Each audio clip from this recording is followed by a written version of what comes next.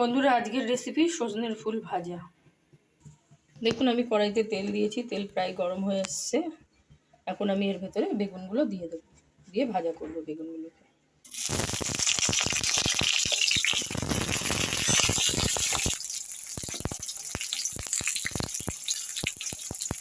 বেগুনের ভেতরে 1 চামচ নুন,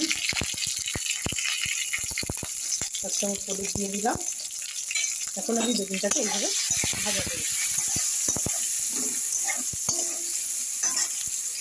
আপনারা দেখুন, বেগুনগুলো আমার লাল লাল করে ভাজা হয়ে গেছে। এখন আমি বেগুনগুলোকে তুলে নিই। দেখুন, আমি বেগুনগুলো ভেজে তুলে নিয়েছি। এখন আমি এই তেলের ভেতরে একটা শুকনো লঙ্কা আর কালো জিরে ফোড়ন দিয়ে দিচ্ছি। ফোড়নটা একটু ভেজে নেব।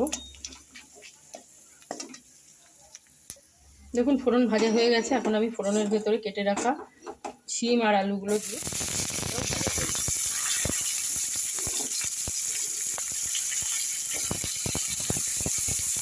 এই তেলে নুন হলুদ দেওয়াই আছে বেগুন ভাজার সময়, আর নতুন করে আমি নুন হলুদ দিচ্ছি না। এখন আমি এইগুলোকে ভাজা করব।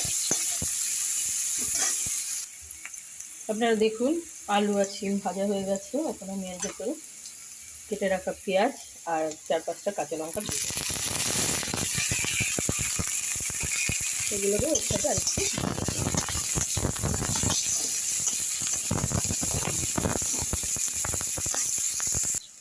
আপনারা দেখুন, আমার পেঁয়াজ আর কাঁচা লঙ্কাটা একটু ভাজা হয়ে গেছে। এখন আমি এর ভেতরে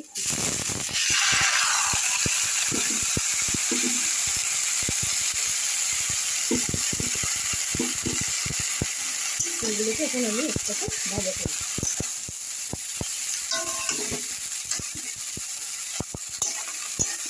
নুন হলুদ আর লাগবে না, যদি নুন লাগে পরে টেস্ট করে একটু নুন দেওয়া যাবে, এখন আর কোনো নুন হলুদ দেবো।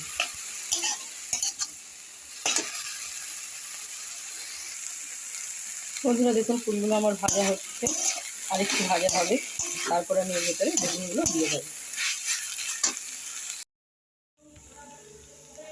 আপনারা দেখুন, ফুলটা আমার পুরো ভাজা হয়ে গেছে। এখন আমি এর ভেতরে বেগুনটা দিয়ে দিচ্ছি।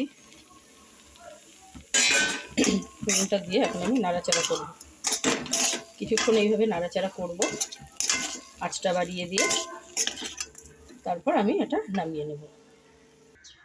আপনারা দেখুন, সজনের ফুল রান্না আমার হয়ে গেছে, আমি নামিয়ে নিয়েছি। আমার রান্নাটা যদি আপনাদের ভালো লাগে, লাইক, কমেন্ট এবং সাবস্ক্রাইব করুন।